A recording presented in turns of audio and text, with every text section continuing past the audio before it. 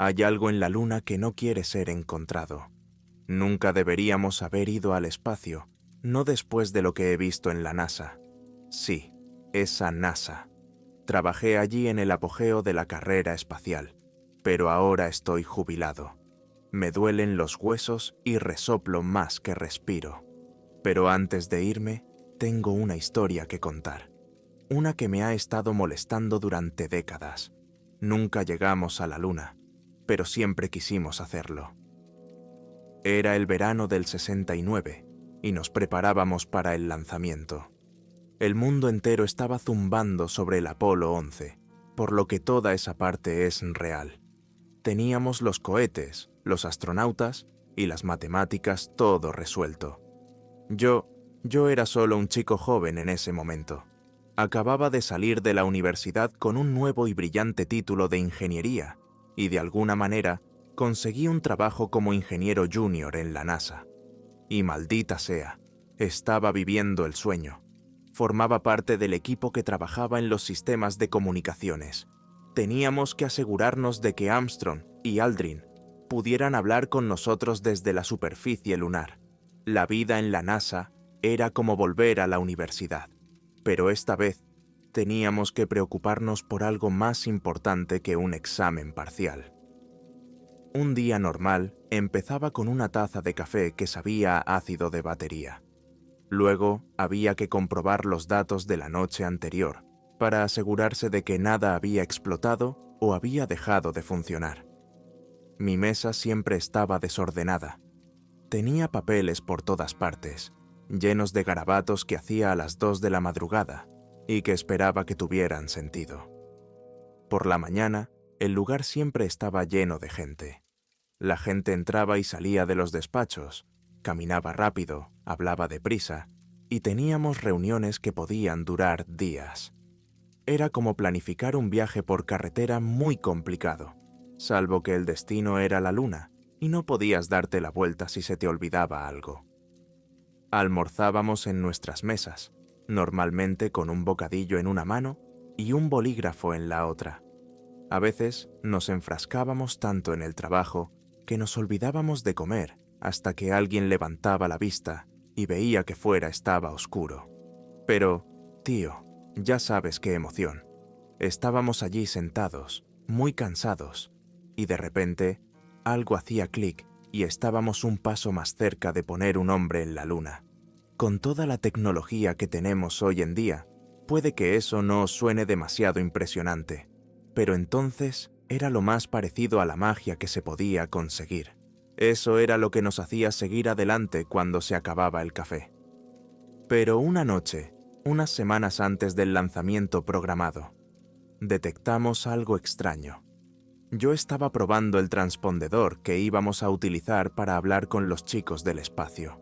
Mis ojos estaban pegados a mis notas, pero mi cabeza soñaba con una cerveza fría.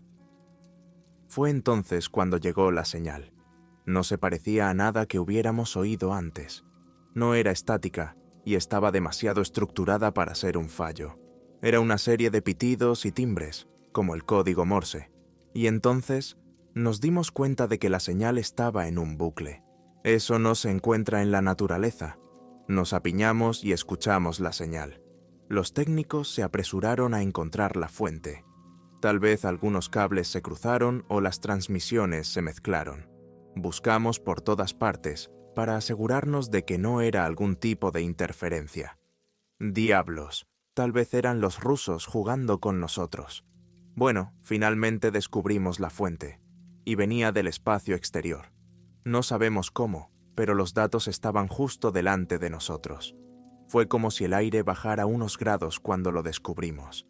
La sala estaba en silencio, salvo por el pitido que salía de los altavoces. Recuerdo que miré a mi jefe, un hombre llamado Carl. Era un hombre que lo había visto todo. Estaba allí cuando la carrera espacial acababa de empezar. Se puso blanco como una sábana. Miraba los altavoces como si acabara de ver un fantasma. «Apágalo», dijo por fin, con voz apenas por encima de un susurro. Los días siguientes fueron un torbellino de reuniones, rumores y más café. El entusiasmo se había convertido en una tensión tan densa que se podía cortar con un cuchillo. Ya no hablábamos de trayectorias ni de cálculos de combustible. Ahora solo hablábamos de la señal. Cuando captamos la señal por primera vez, no se parecía a nada que hubiéramos oído antes. No eran solo pitidos y timbres. Era un complejo y enmarañado lío de sonidos que se metía bajo tu piel. Los sonidos se superponían.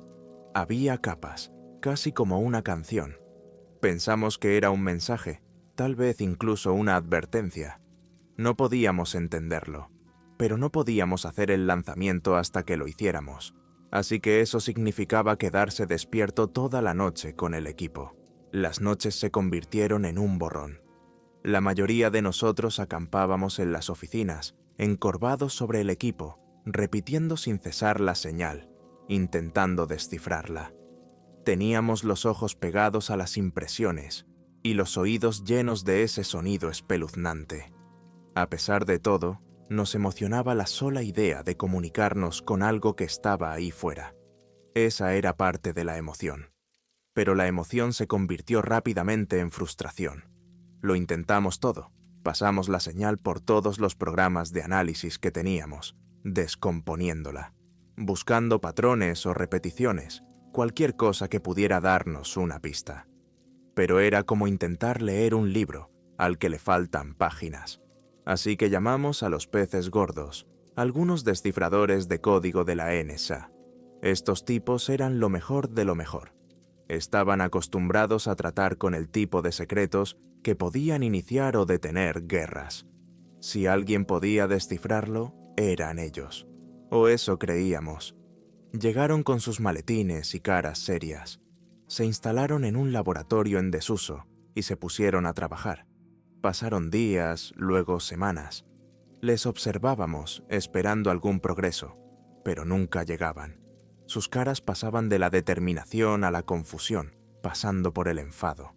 Las largas noches acabaron pasando factura. Los ánimos se caldearon y las reuniones frenéticas se convirtieron en peleas a gritos. ¿Qué significa esto? ¿Y por qué no podemos entenderlo? Y nadie tenía las respuestas. Con cada intento fallido, aumentaba la presión. Se suponía que íbamos a lanzar una misión a la Luna. En lugar de eso, estábamos atascados. En una operación como esta, no hay lugar para incógnitas. No podemos arriesgarnos a no saber qué significaba esa señal. Con cada día que pasaba, la fecha de lanzamiento se acercaba.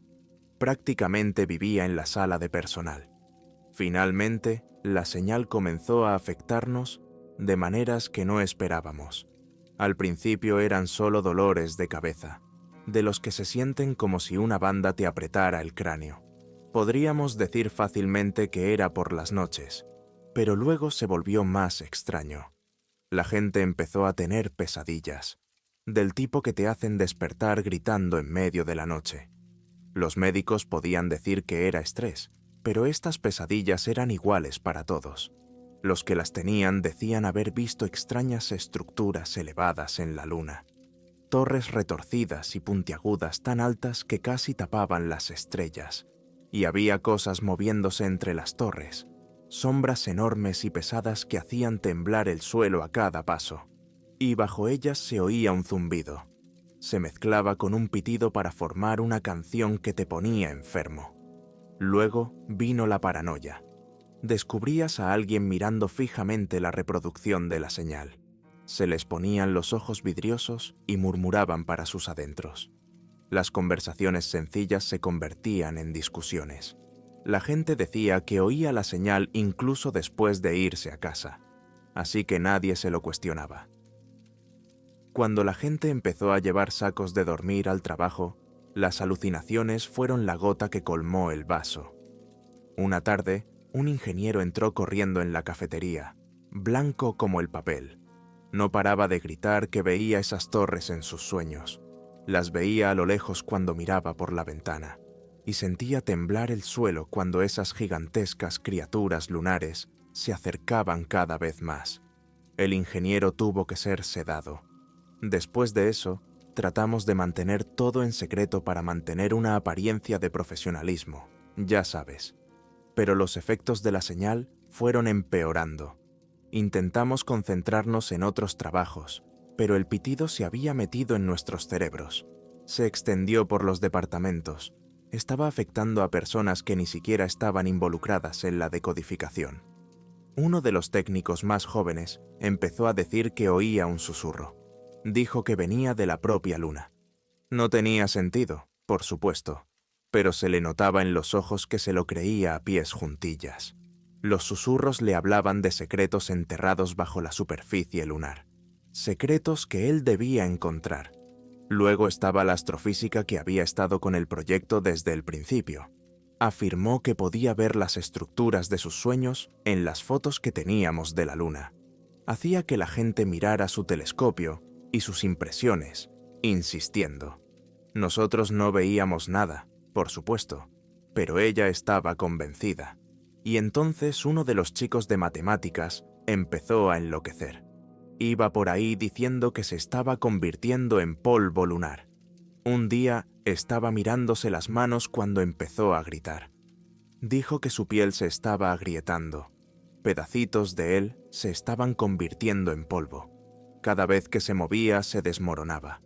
Decía que sentía cómo se lo llevaba el viento.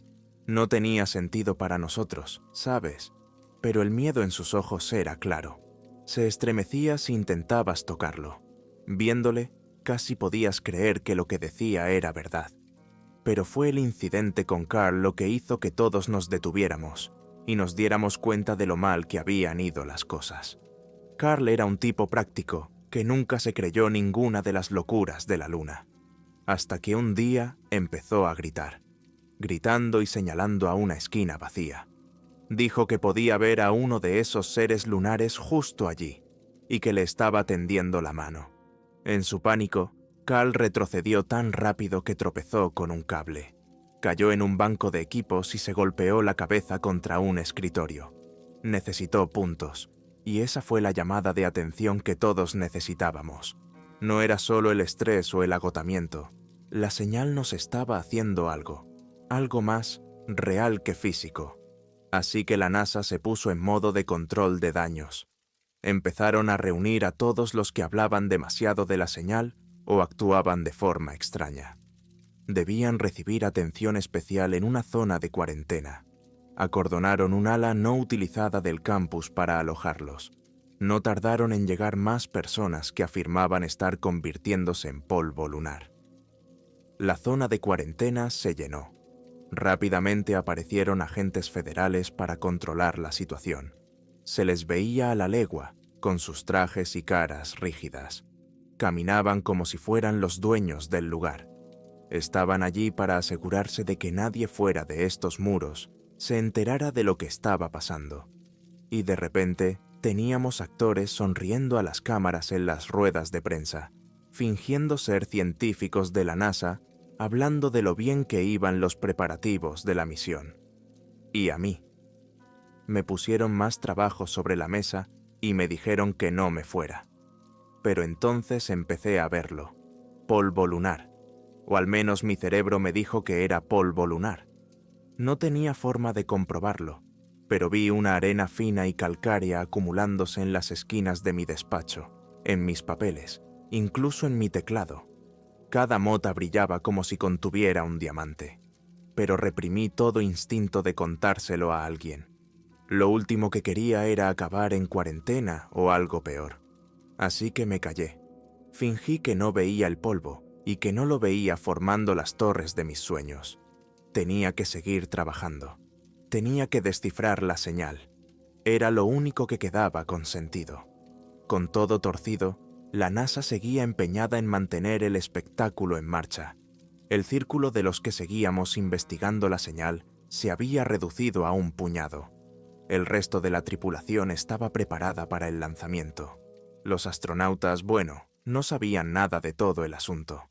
No se les permitió hablar con ninguno de nosotros. Los superiores temían que se contagiaran de la locura lunar. Pero a medida que se acercaba la fecha de lanzamiento, las cosas se pusieron aún más extrañas. Nos estábamos preparando para lo que debería haber sido una comprobación rutinaria de los sistemas.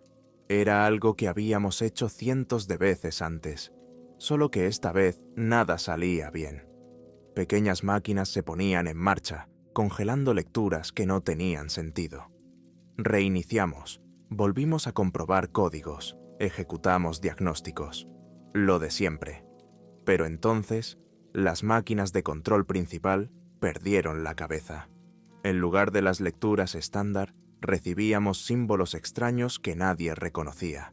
Intentamos puentear los sistemas afectados, pero era como si la señal, o lo que demonios fuera, hubiera saltado de nuestras cabezas a las máquinas. Los comandos se ignoraban, o, peor aún, se convertían en un galimatías. Y entonces, la telemetría del módulo de pruebas se volvió loca. Un segundo mostraba el módulo en la plataforma de lanzamiento, estable. Al siguiente, lo registraba como si ya estuviera en órbita lunar. Lecturas imposibles. El colmo llegó cuando la secuencia de lanzamiento se inició sola. Las alarmas se dispararon, las luces parpadearon. Nos agitamos, golpeamos teclados y tiramos de cables. La secuencia se detuvo, gracias a las estrellas, pero el daño estaba hecho, y no había forma de explicarlo. Ningún reinicio o recalibración podía borrar el hecho de que nuestros sistemas habían sido comprometidos. Tuvimos que posponer el lanzamiento. Oficialmente, culpamos a un fallo técnico, pero en privado sabíamos la verdad. Esa señal ya no era solo un sonido en nuestros oídos o en nuestros sueños. Estaba aquí, interfiriendo activamente en el lanzamiento. Y esos símbolos no eran solo al azar, estaban tratando de decirnos algo. El fracaso no fue solo un contratiempo, era una advertencia, y en el fondo creo que todos lo sabíamos. Pero admitirlo era afrontar la realidad a la que nos enfrentábamos, y ese era un paso que nadie en la NASA estaba dispuesto a dar. El tío Sam había invertido demasiado dinero en esto como para retirarse ahora. Pero a pesar de todo el caos, con la comprobación fallida de los sistemas, sentí que me había tocado la lotería. Esos símbolos que aparecían en las pantallas, pensé que podrían ser la clave para descifrar esto. Así que cogí las impresiones y las puse por toda mi oficina. La mayoría de las noches repasaba y repasaba estos símbolos. Traté de relacionarlos con todo. Lenguas antiguas, cartas astronómicas, de todo. Pero a medida que pasaban las noches, empezaba a perder la noción de lo que era real y lo que no.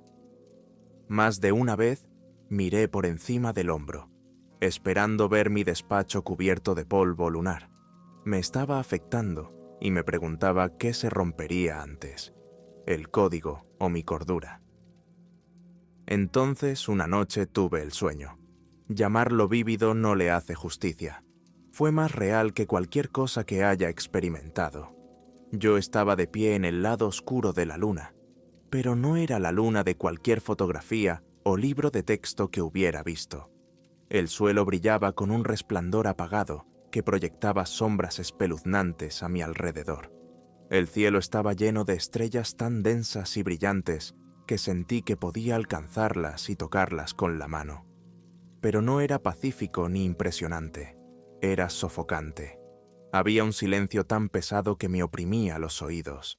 Empezaba a dolerme la cabeza cuanto más intentaba escuchar algo, cualquier cosa. Era silencioso, tan completo, quería gritar, y esas estructuras, Dios mío, sobresalían por encima de todo. Estaban hechas de materiales que parecían una mezcla de metal y arena. Las superficies eran tan oscuras que parecían absorber la luz. Sus formas eran todas erróneas. Los ángulos hacían que me doliera la cabeza si los miraba durante mucho tiempo. Era como si hubieran sido diseñados para ser vistos con el rabillo del ojo, no para mirarlos directamente. Y lo más inquietante, el polvo lunar no solo estaba en el suelo, sino que se arremolinaba alrededor de estas estructuras, pegándose a mis manos y a mi cara. Intenté limpiarlo, pero se aferraba a mí, tratando de convertirme en parte de la luna. En mis sueños seguí caminando. Cada paso levantaba nubes de aquel polvo extraño y brillante. Caminé hasta llegar a un cañón, pero no era un cañón cualquiera. Se extendía a lo largo y ancho, más profundo que cualquier cosa que hubiera visto nunca. Sus bordes brillaban a la luz de las estrellas. Los lados eran dentados, como dientes gigantes, y se sentía caliente. Irradiaba un calor extraño, como si condujera al núcleo de la propia luna. De pie en su borde, sentí una abrumadora sensación de calma. La oscuridad me llamaba, prometiéndome respuestas si avanzaba. Mis pies se movieron solos y me llevaron hasta el borde. Y entonces lo oí, una voz que resonaba desde las profundidades del cañón. No era fuerte, pero llenaba el silencio a mi alrededor. Resonó en lo más profundo de mi pecho. «No perteneces a este lugar», dijo, tranquila y triste. «¿Quién eres tú?», pregunté. «Soy lo que llamáis la luna», respondió la voz. «Pero no soy solo piedra y polvo. Estoy viva de un modo que no puedes comprender». «¿Por qué me dices esto?», me pregunté. Me sentí atraído por la voz. «Tu especie busca caminar sobre mi superficie, reclamarme para la conquista». La señal era una advertencia. «No eres bienvenido aquí, no porque desee hacerte daño, sino porque no estás preparado». «¿No estás preparado para qué?», pregunté. «Para la verdad que yace más allá de su planeta. Hay cosas en este universo más antiguas y más grandes de lo que sus mentes pueden comprender. Extiendes las manos ensangrentadas y lo llamas exploración». Me puse a la defensiva. Quería discutir con él, pero la voz continuó. «No te culpo, Jim Marshall. Te mueve la curiosidad, una cualidad que admiro. Pero presta atención a mi advertencia. Algunas puertas están cerradas por una razón. No las abras». «¿De qué nos estás protegiendo?», pregunté. «Os protejo de la oscuridad de la que ni siquiera la luz puede escapar, del pasado que no debe ser recordado. Vuestro viaje debería ser hacia adelante, no hacia atrás, hacia las sombras. Hay otros seres en la tierra a los que no debes llevar a las estrellas». La voz se desvaneció, dejándome de pie al borde del cañón. El calor del cañón me reconfortó, como un suave recordatorio de la conversación. El sueño me pareció más real que cualquier momento de vigilia que hubiera vivido. Y cuando por fin desperté, el recuerdo se aferró a mí. Me senté en mi despacho, con el sol de la mañana iluminando mi mesa. Ahora sabía lo que tenía que hacer. Había que abortar la misión. La luna había hablado, y no podía ignorarla. Despertar de este sueño fue como salir de una realidad para entrar en otra. En mi mesa había un informe. Era de mi puño y letra, pero no recordaba cuándo lo había hecho. Era una traducción de la señal basada en los símbolos que había recogido. La lógica era tan clara que me pregunté cómo había podido pasarla por alto durante tanto tiempo. El mensaje de la luna nos decía que nos mantuviéramos alejados. Cogí el informe y me dirigí a los altos cargos de la NASA. Tenía que decírselo, mostrarles lo que había encontrado, lo que había escrito. De alguna manera sabía que habría una reunión ese día. Sabía en qué sala de conferencias estarían y que nadie me impediría llegar hasta allí. Irrumpí en la sala de conferencias y me encontré a los jefes de proyecto hablando en voz baja. «No podemos ir», dije, mostrando el informe. «Tenemos que cancelar la misión». Me miraron como si me hubiera vuelto loco. Intenté explicarles, razonar con ellos, pero antes de que pudiera llegar lejos, la sala se llenó con el sonido de la señal. Teléfonos, ordenadores, todos los aparatos electrónicos empezaron a emitirla, más fuerte y penetrante que nunca. El polvo, como la luna, el polvo de mi sueño, empezó a asentarse en las esquinas de la habitación. Y no se asentó como el polvo normal. Se arremolinaba y espesaba en las esquinas como si tuviera vida propia, como si quisiera sepultarnos en él. La gente se agarraba los oídos con dolor mientras el sonido nos abrumaba. El pánico se apoderó de todos. Se agarraban la cabeza, intentando bloquear el sonido, pero no podían. El sonido estaba por todas partes.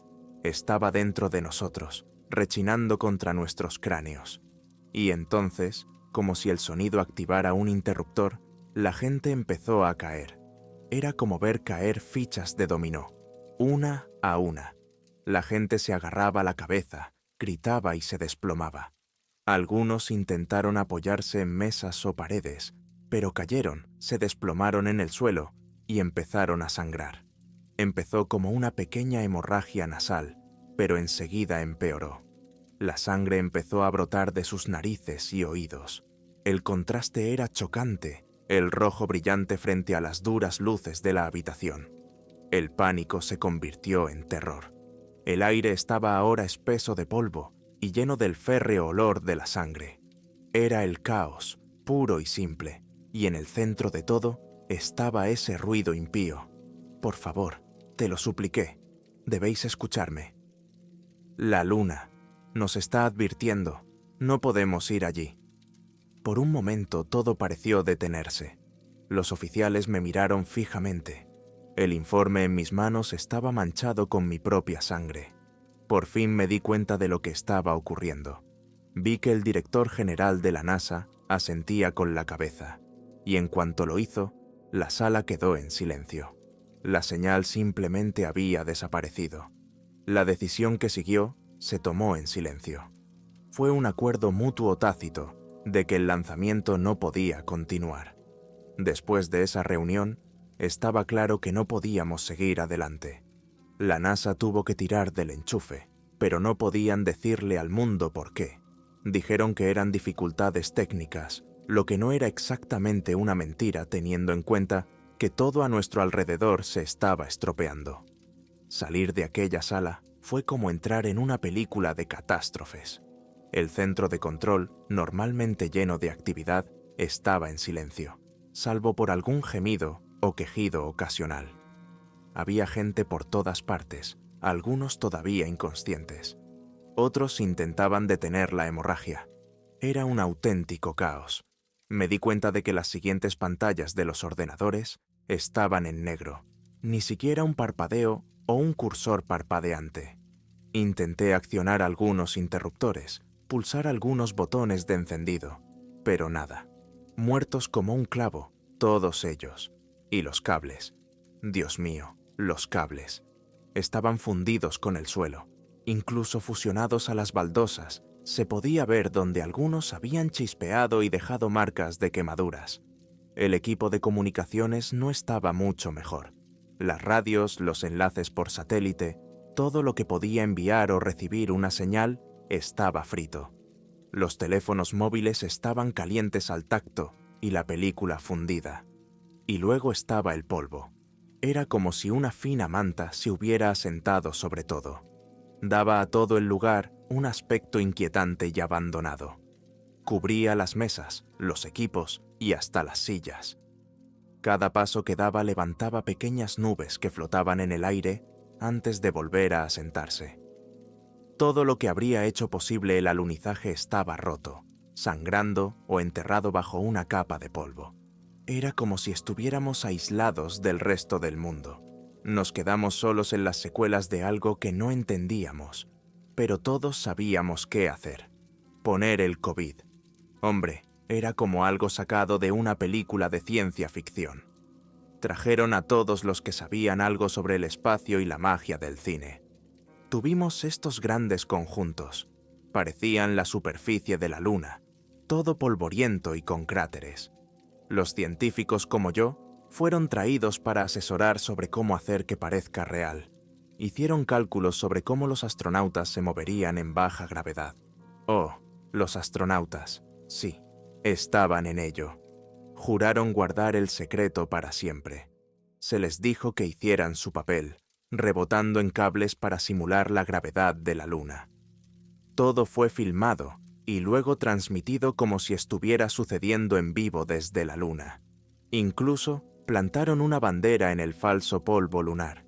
Y yo estaba justo en el medio de todo, sugiriendo cambios para que todo pareciera más convincente. A veces me despertaba de más de esos sueños en los que caminaba por la luna. La voz del cañón susurraba estos pequeños detalles. Por ejemplo, cómo conseguir que las sombras fueran perfectas o cómo hacer que la bandera ondeara sin viento. No podía decir si esos sueños eran la luna hablándome de verdad o si estaba perdiendo el control. Pero cada sugerencia de esos sueños hacía que el falso aterrizaje pareciera más real. Y mientras el mundo celebraba nuestro gran salto, yo estaba en mi despacho soñando con la Luna. Después de todo lo ocurrido, no podía seguir en la NASA. Fingir el mayor logro de la exploración espacial humana no me parecía bien. Aunque no teníamos otra opción, me fui. Pero me mantuve en contacto con algunos de los chicos. Me dijeron que algunos de los de la cuarentena estaban mejorando, como si nunca hubiera pasado nada. Los afortunados salieron con pérdida total de memoria. No podían recordar nada de lo que había pasado en las semanas anteriores. La historia oficial era que había un brote de meningitis en el complejo. La NASA lo achacó a un extraño moho en los conductos de ventilación. A lo largo de los años, me enteré de nuevos planes para comunicarnos con lo que haya ahí fuera, o de poner por fin botas en la Luna de verdad esta vez. Pero como un reloj, algo siempre salía mal. Fallos en los equipos, interrupciones en las comunicaciones, de todo. También sé que otros países con programas espaciales también tenían sus miras puestas en la Luna, y seguro que algunos de ellos dirían que enviaron gente allí. Pero también sé que todo fue un engaño. Nadie pudo hacerlo funcionar, y en el fondo sabía por qué. Esa señal no era solo para nosotros, era para todos. La humanidad no es bienvenida más allá de la Tierra.